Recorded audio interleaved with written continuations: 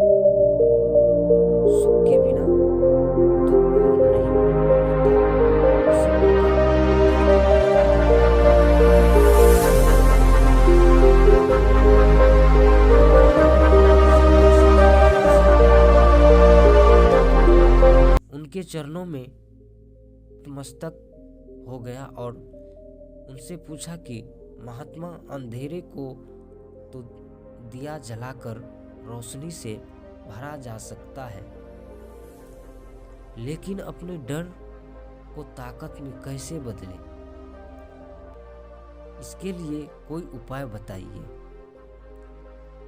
इस पर सन्यासी ने कहा कि डर को दो प्रकार के होते हैं। सबसे पहला मानसिक डर और दूसरा शारीरिक डर।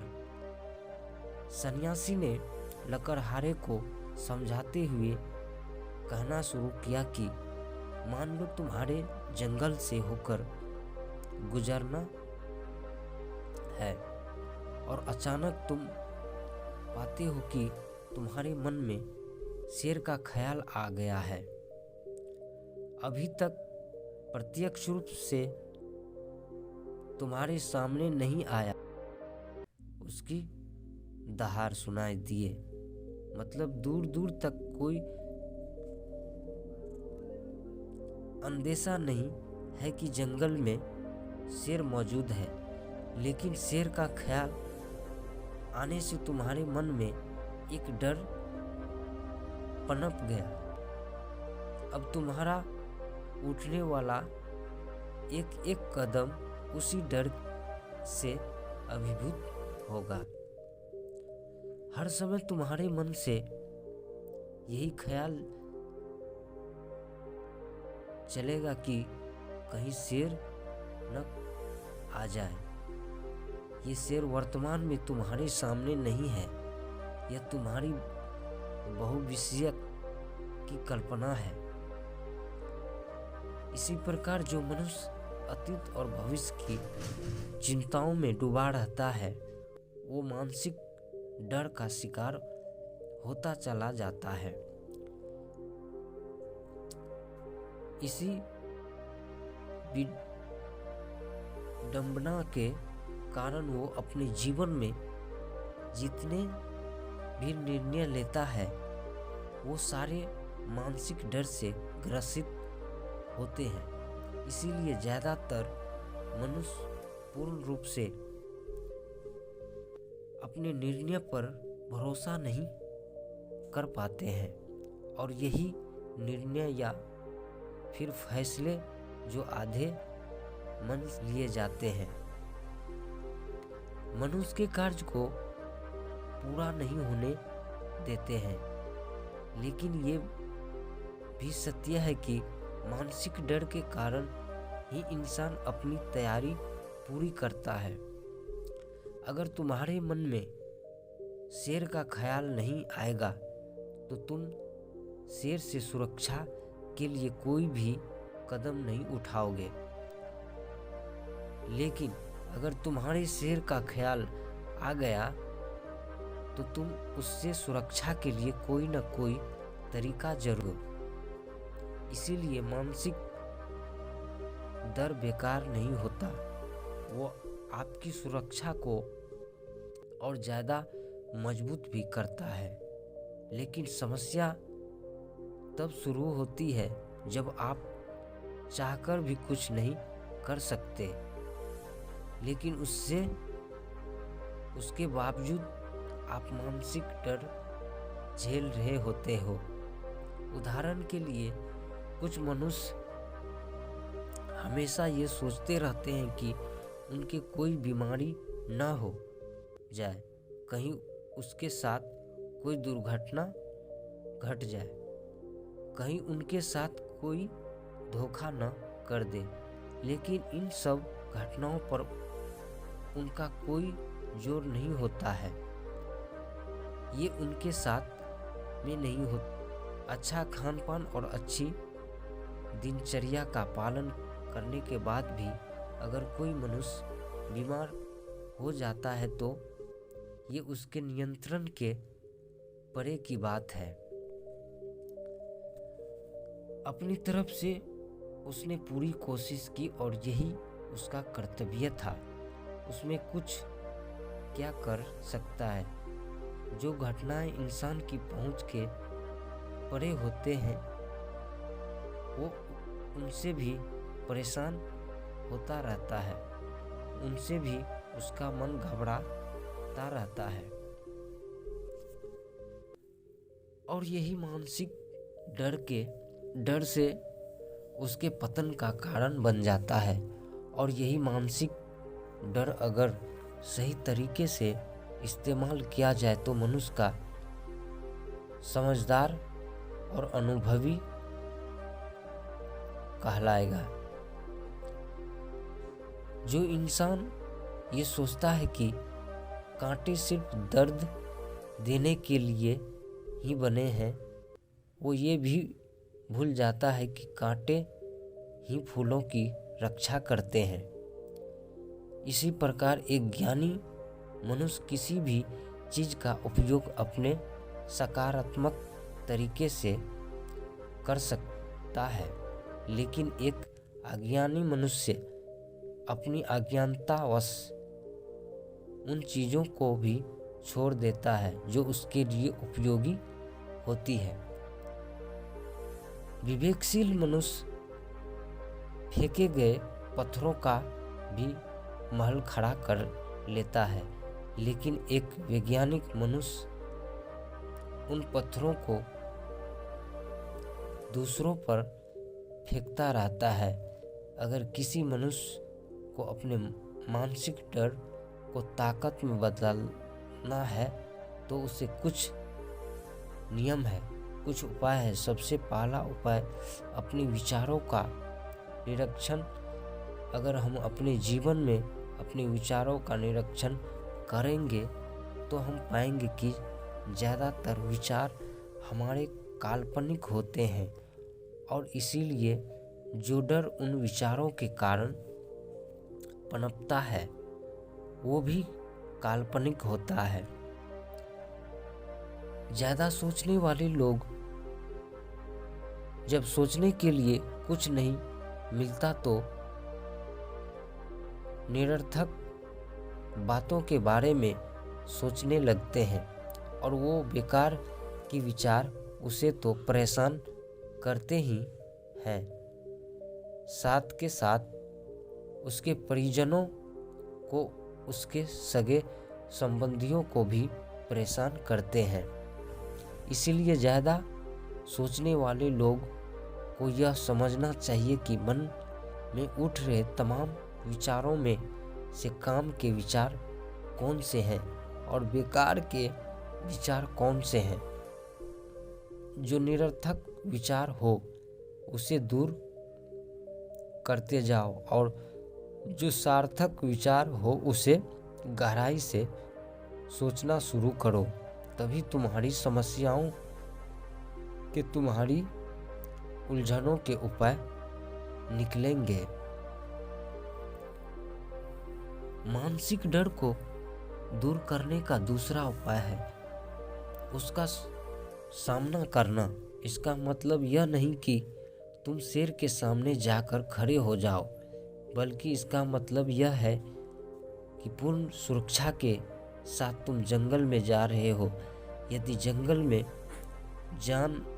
जाना बहुत आश्चर्य के डर से अपने घर पर नहीं बैठ सकते हो, इसी प्रकार मनुष्य के जीवन में बहुत सारे डर होते हैं, जैसे कि परीक्षा का डर, लक्ष्य न पाने का डर, झूठ बोलने का डर, सच के पता लग जाने का डर, अपनों को खो देने का डर, दुर्घटना हो जाने का डर। लेकिन जैसे जैसे समय के साथ इन दरारों का सामना किया जाता है, वैसे वैसे ये डर जीवन से दूर होते चले जाते हैं। अगर तुम इनसे बचने का प्रयास करते हो तो जीवन भर तुम्हारे सताते रहेंगे। ये तभी दूर हो सकते हैं जब तुम इनका सामना करो। कुछ लोगों को तो दूसरों के सामने खुलकर बात करने में भी डर लगता है। ऐसे लोगों को अनजाना लोगों से बात करनी चाहिए। जितना ही वो लोगों से बात करेंगे उतना ही उनके मन का डर दूर होता जाएगा। मानसिक डर को तनाव में बदलने का तरीका। तीसरा उपाय अपने डर को स्वीकार करना। लोग अपने जीवन में अपने डर को स्वीकार ही नहीं कर पाते। अगर आप उनसे पूछेंगे कि उन्हें किस चीज़ से डर लगता है तो वो साफ इनकार कर देंगे कि उन्हें किसी चीज़ से कोई डर नहीं लगता। लेकिन दूसरों की नज़र में ऊंचा उठने के लिए ये झूठ उन्हें बहुत महंगा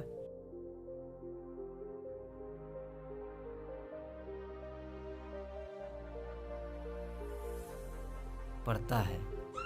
अगर वो अपने डर को स्वीकार करना नहीं सीखेंगे तो वो जीवन पर्यंत उस डर से मुक्त नहीं हो पाएंगे। इसीलिए समझदारी इसी में है कि अपने डर को स्वीकार कर लिया जाए।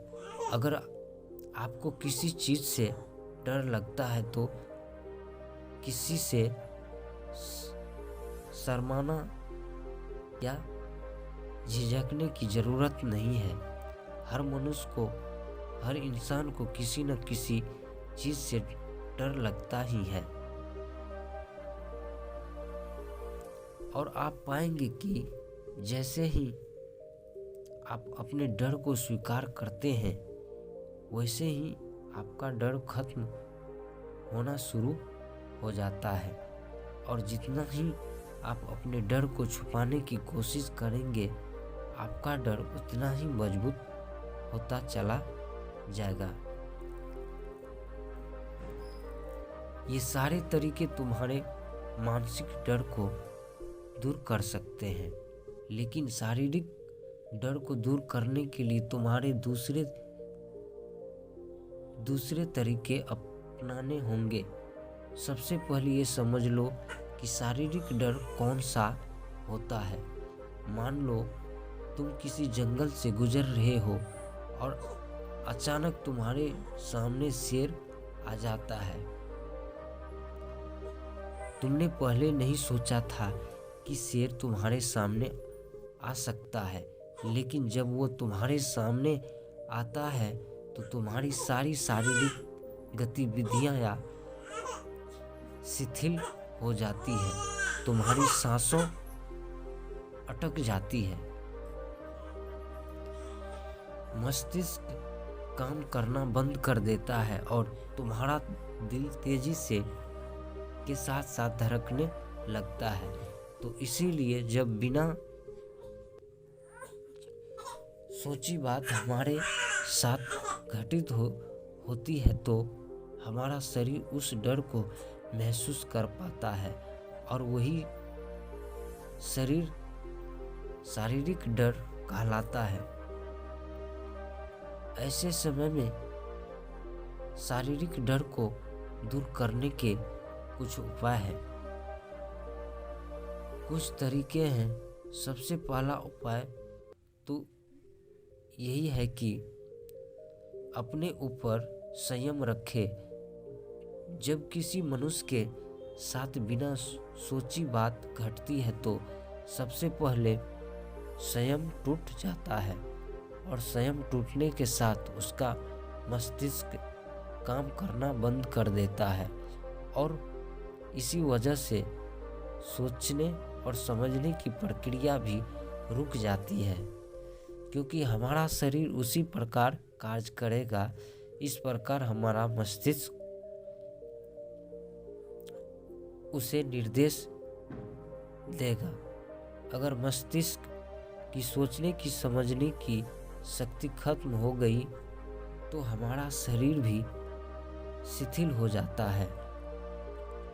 तो इसीलिए अगर कठिन समय मनुष्य अपने ऊपर संयम रखता है तो उसका मस्तिष्क सही तरीके से काम करता है और वह सही निर्णय लेकर उस परिस्थिति से तत्काल बाहर आ सकता है। यहाँ पर दूसरा उपाय समझने का ये है कि जीवन में कुछ भी घटित हो जाता है, जीवन बड़ा चमत्कारी होता है। वो हमारी सोच के अनुरूप नहीं चलता, बल्कि उसमें कुछ भी हो सकता है और यही जीवन की खूबसूरती होती है। अगर आपको आज ही पता चल जाए कि आने वाले 10 साल तक अब क्या कर पाएंगे तो आपकी जीवन में से रुचि खत्म हो जाएगी। लेकिन अगर जीवन एक रहस्यमय किताब की तरह बना रहेगा तो आप अपने जीवन से कभी नहीं थकेंगे।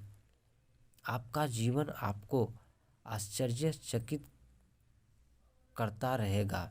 इसीलिए समझ लो कि जीवन में कुछ भी घटित हो सकता है, तुम्हारी सोच से परे भी घटित हो सकता है। इसीलिए कुछ अनुमान मत लगाना लेना चाहिए कि किसी सोच को लेकर सन्यासी से अपनी बात खत्म करते हुए कहा कि इन तरीकों से तुम अपने मानसिक और शारीरिक डर को दूर कर सकते हो और आनंद से भरा हुआ जीवन जी सकते हो।